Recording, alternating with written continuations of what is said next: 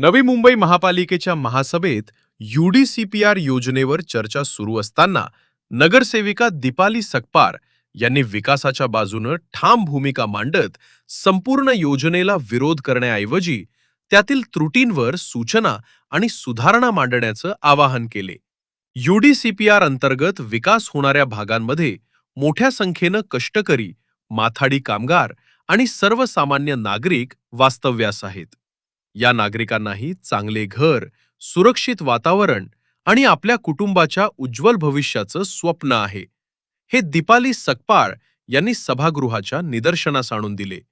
योजनेत काही त्रुटी असतील तर त्यावर सूचना करा, सुधारणा सुचवा, मात्र विकासालाच विरोध करू नका, अशी स्पष्ट भूमिका नगरसेविका दीपाली सकपाळ यांनी मांडली.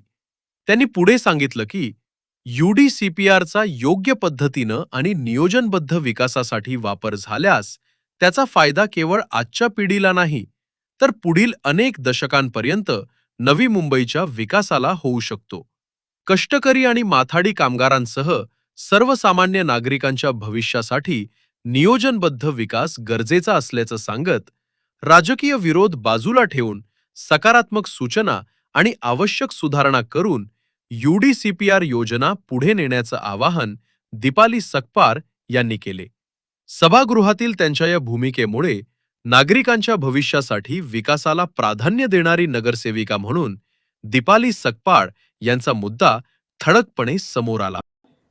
आज या विषयावरती बोलत असताना मी एक स्थानिक आहे तिथील आणि तेथील नागरिकांनी मला या सभागृहात त्यांचे प्रश्न मांडण्यासाठी इथे पाठवलेलं आहे आणि मी तिथे 20 वर्ष त्या माथाडी कामगारांचे काय कष्ट आहेत ते बघत आली आहे आणि या माथाडी कामगारांना दिवस रात्र मेहनत करताना, आपल्या कुटुंबाचा संसार उभा करताना माथाडी कामगार फक्त मालाचे ओझे उचलत नाही आहे, तर आपल्या कुटुंबाच्या आशा, अपेक्षा आणि स्वप्नांचे ओझेही आयुष्यभर उचलत असतो. म्हणूनच मला माथाडी कामगारांचे दुःख आणि त्यांचा संघर्ष काय आहे ते मला कळतंय, कारण मी हे जवळून पाहत आले. हा विषय कोणत्याही एका इमारतीचा किंवा कोणत्याही एका राजकीय पक्षाचा नाही आहे. हा विषय आहे हजारो माथाडी कामगारांचा. सन्मानाने त्यांना जगण्यासाठी आणि त्यांच्या हक्कासाठी हा विषय आहे. त्यांच्या मुलांच्या उज्ज्वल भविष्याचा आणि सुरक्षित आयुष्याचा प्रश्न आहे.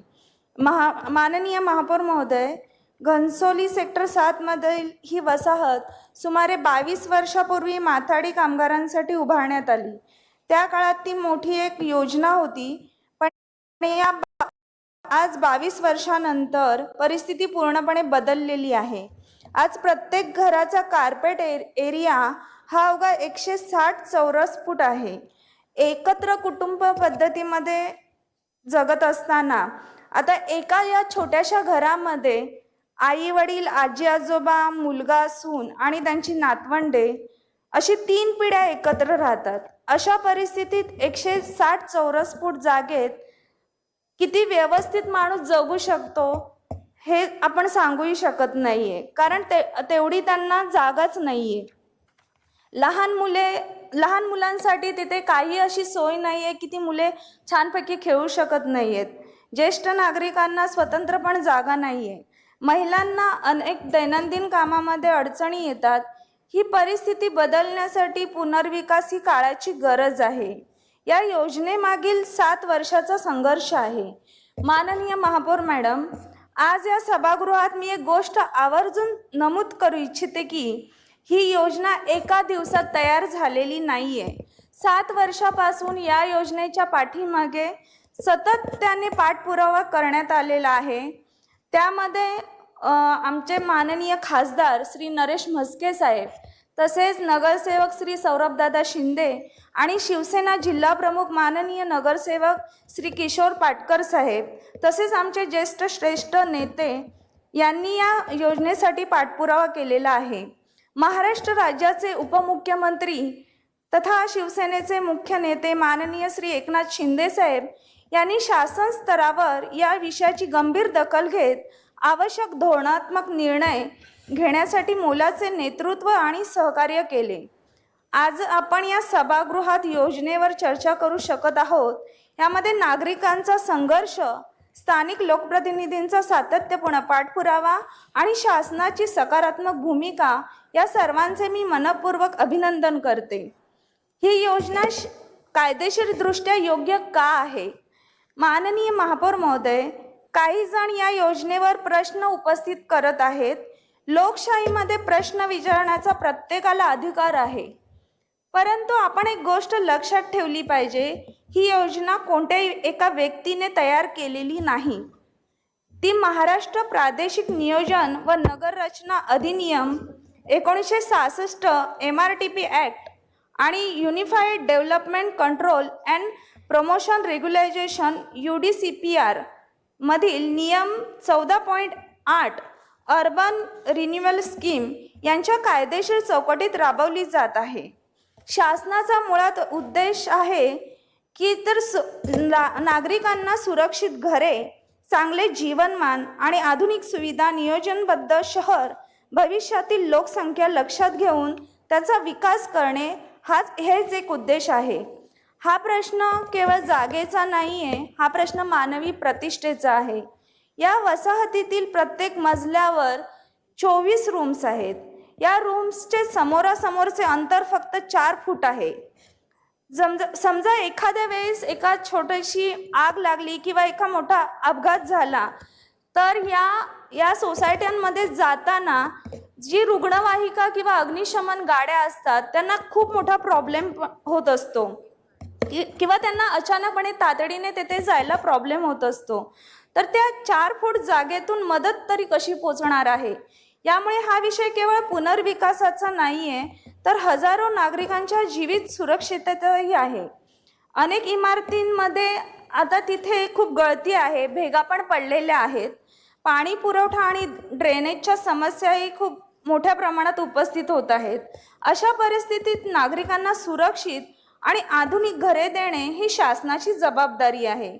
माथाडी कामगारांच्या मुलांचे भविष्य पाहता माननीय महापौर मॅडम, मी या सभागृहाला एक प्रश्न विचारू इच्छिते की माथाडी कामगारांची मुले मोठे अधिकारी होऊ शकत नाहीत का? IAS, IPS, डॉक्टर, अभिनेते, चार्टर्ड अकाउंटंट आणि किंवा उद्योजक होऊ शकत नाहीत का? नक्कीच होऊ शकतात, पण त्यासाठी त्या सर्वांना ते महत्त्वाचे साधन म्हणजे शिक्षण आणि शिक्षणासाठी लागणारी एक शांत जागा की जी त्या 160 चौरस फूट घरांमध्ये 6-7 सदस्य राहत असतील तर त्या मुलांना अभ्यास करण्यासाठी पुरेशी जागा किंवा आवश्यक ते वातावरण मिळत नाहीये. आज अनेक मुलांना अभ्यासासाठी बाहेर जावे लागते. ही परिस्थिती बदलली पाहिजे.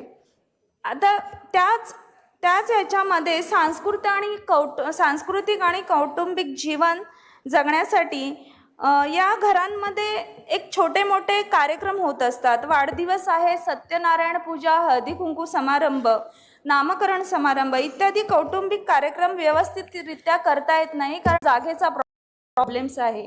या योजनेचा उद्देश म्हणजे संपूर्ण परिसराचा एकत्रित नियोजनबद्ध आणि सुरक्षित विकास.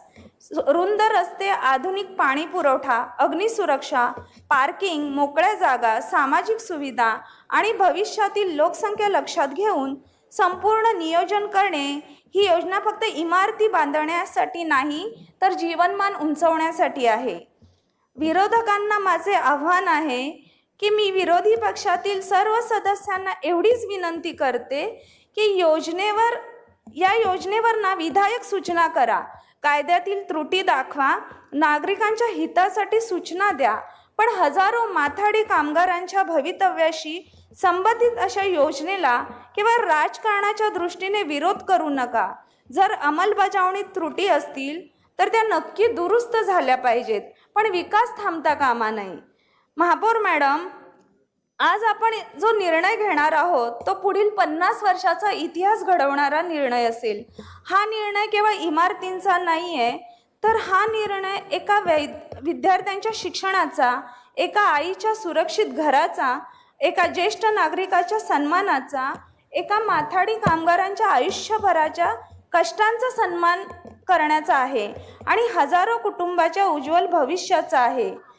आपण सर्वजण मिळून असा निर्णय घेऊ की भविष्यात घणसोली सेक्टर 7 मधील प्रत्येक माथाडी कामगार अभिमानाने म्हणेल, आमच्या मुलांना चांगले शिक्षण, सुरक्षित घर आणि सन्मानाचे जीवन देणारा निर्णय या महानगरपालिकेच्या सभागृहाने घेतला होता. माननीय महापौर मॅडम, एकदा तुम्ही या गोष्टीसाठी एक दौरा करा. एक छोटेशा रूम्स आहेत तिथे काय कंडिशन आहे, काय परिस्थिती आहे, तुम्ही स्वतः अनुभवा, मगच तुम्हाला या गोष्टीचं गांभीर्य कळेल.